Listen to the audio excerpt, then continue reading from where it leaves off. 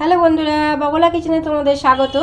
আজকে বন্ধুরা আমি মাছের মাথা তেল দিয়ে পুঁই শাকের একটা চমৎকার একটা চচ্চড়ি রেসিপি তোমাদেরকে দেখাবো। বন্ধুরা এটা আমি যেভাবে বানাই আমি সেভাবেই তোমাদের সঙ্গে শেয়ার করব। তো তোমরা দেখতে থাকো। আমি কড়াইটা গরম করে একটু সাদা তেল দিয়ে দিয়েছি বন্ধুরা। তেলটা গরম হয়ে গেছে। আমি এবার মাছের মাথাটা লবণ হলুদ মাখিয়ে রেখেছি, ভেজে নেবো।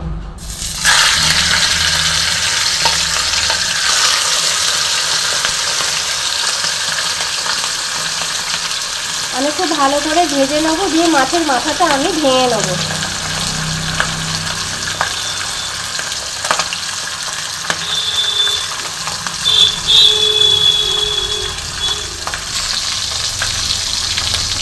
দেখো মাছের মাথাটা এক পিঠ ভাজা হয়ে গেছে, আমি আর একটু উল্টে দিচ্ছি। এবার এই পিঠটা খুব ভালো করে ভেজে নেবো, দিয়ে মাথাটা আমি খুন্তি দিয়ে ভেঙে ভেঙে দেবো। মানে খুন্তি দিয়ে আমি ভেঙে নেবো, তারপরে আগে ভাজা হোক তারপরে আমি ভাঙবো।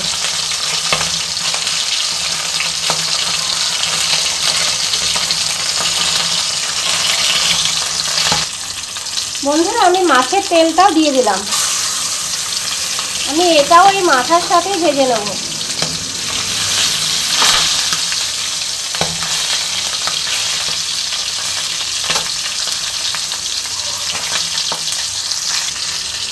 বন্ধুরা দেখো মাছের পটকাটা ভাজা হয়ে গেছে, আমি তুলে নিচ্ছি। কারণ এই পটকা কিন্তু তেলে যতক্ষণ থাকবে এটা কিন্তু ফুটতে থাকবে, তাই জন্য আমি এটা আগে থেকে তুলে রাখছি। আর দেখো তেলটা আর একটু ভাজা হোক, দিয়ে আমি মাছের মাথাটা ভাঙবো। এবার দেখো মাছের মাথাটা আমি আস্তে আস্তে ভেঙে দেবো, খুন্তি দিয়ে দিয়ে আমি ভেঙে দেবো।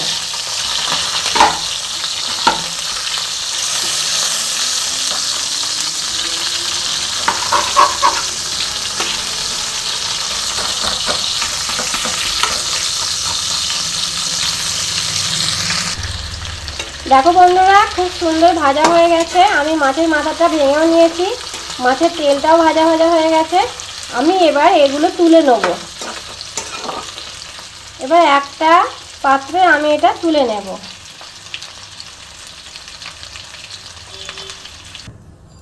বন্ধুরা দেখো এবার এই তেলের মধ্যে আমি কিছু ফোড়ন আর মশলা অ্যাড করব।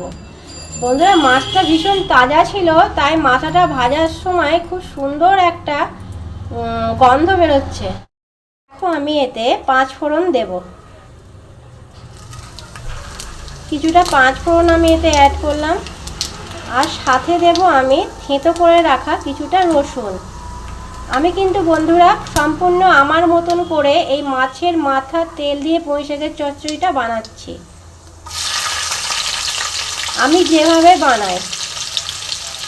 এবার দেখো আমি কিছুটা কাঁচা লঙ্কা চিড়ে রেখেছি, আমি দিয়ে দিচ্ছি। এটা বেশ একটু ঝাল ঝাল খেতে ভালো লাগে, তোমরা ঝাল কম খেলে অবশ্যই কম দেবে।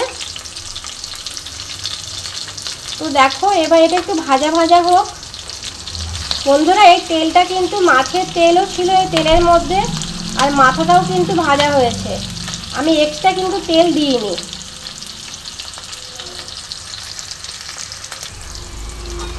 দেখো আমি একটু নেড়ে দিয়েছি, খুব সুন্দর একটা ভাজা ভাজা গন্ধ বেরোচ্ছে।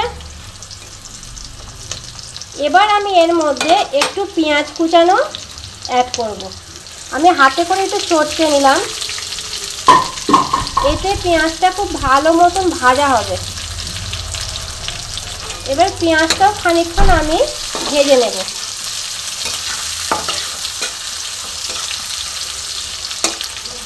এখনই খুব সুন্দর একটা গন্ধ বেরোচ্ছে বন্ধুরা। দেখো সব কিছু খুব ভালো মতন ভাজা হয়ে গেছে। এবার আমি কিছু সবজির মধ্যে অ্যাড করব। যেমন আমি একটু কচু দিলাম, কচুটা কিন্তু কাঁচা, আমি কোনো সেদ্ধ বেদ্ধ করিনি, আমি কোনো সেদ্ধ করে রাখিনি, কচুটা কাঁচা। তার সঙ্গে দেবো একটু ডুমো ডুমো করে কাটা কুমড়ো। এটা বন্ধুরা আমার বাগানের গাছে হয়েছে, একদম বাড়ির গাছের কুমড়ো, কাঁচা মিষ্টি কুমড়ো আমি দিয়ে দিলাম। তার সঙ্গে কিছু আলু দিলাম।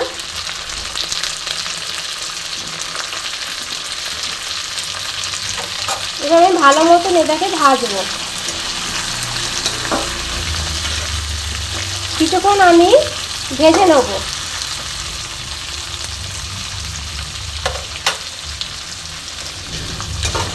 যেটুকুনি হলুদ আর লবণের প্রয়োজন সেটা আমি এখনই দিয়ে দেব। বন্ধুরা আমি স্বাদ মতন একটু হলুদ দিয়ে দিলাম। এবার দেখো আমি স্বাদ মতন লবণটা দিয়ে দেব।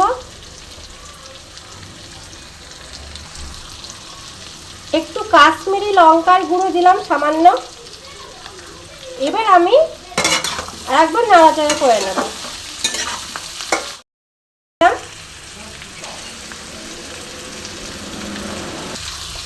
তো বন্ধুরা আমি এবার পুঁই শাকটা দিয়ে দিলাম। আমি দেখো পুঁই শাকের ডাঁটাগুলো কিন্তু নিইনি, হ্যাঁ কচি কচি যে ডাঁটাটা সেইটুকু নিয়েছি। বেশি শক্ত হয়ে গেছে যেটুকুনি সেই ডাঁটা মানে সেই অংশটা আমি নিইনি। শাকের কচি কচি মানে ডগের দিকে ডাঁটাগুলোই আমি কিন্তু এর মধ্যে নিয়েছি। তোমরা ইচ্ছা হলে সবই নিতে পারো, কোনো অসুবিধা নেই। আর ইচ্ছা বন্ধুরা দেখো আমি এবার ওই ভেজে রাখা মাছের মাথা আর ভাজা পটকা তেল ভাজাটা আমি সব দিয়ে দিলাম। দিয়ে আমি কিন্তু একবার ঢাকা দিয়ে দেব, আর ফ্লেমটা কিন্তু আমি কমিয়ে দেব।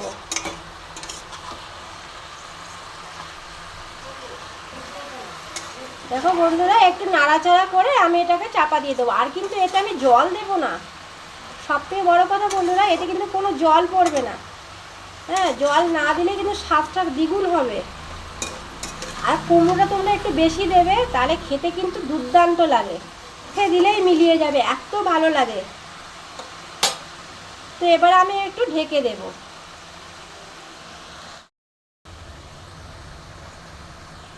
তো আমি ঢাকা দিচ্ছি। এবার আমার সেদ্ধ হোক কিছু। বন্ধুরা দেখো আমি ঢাকাটা খুলে নিয়েছি। আমি ঢাকাটা বেশ কিছুক্ষণ আমি এটা ঢেকে রেখেছিলাম। তো দেখো আমার পুঁই শাকের থেকে যে জল বেরিয়েছে তাতে কিন্তু আমার সবজি কুমড়ো সেদ্ধ হয়ে গেছে। এবার দেখো আমি ফ্লেমটাও কমি। তো আমি একটু নেড়ে চেড়ে ওপর নিচ করে দেবো। তলাটা এবার লেগে যাচ্ছে বন্ধুরা, অনেকক্ষণ ভাজা ভাজা হয়েছে। এবার খুব সুন্দর করে তলা ওপর মিশিয়ে নেবো।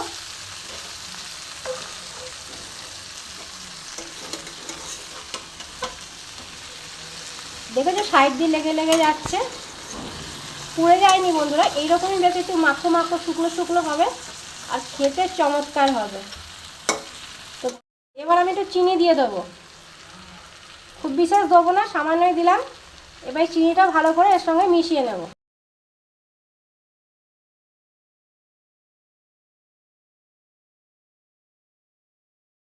বন্ধুরা আমি পরিবেশন করে দিয়েছি। দেখ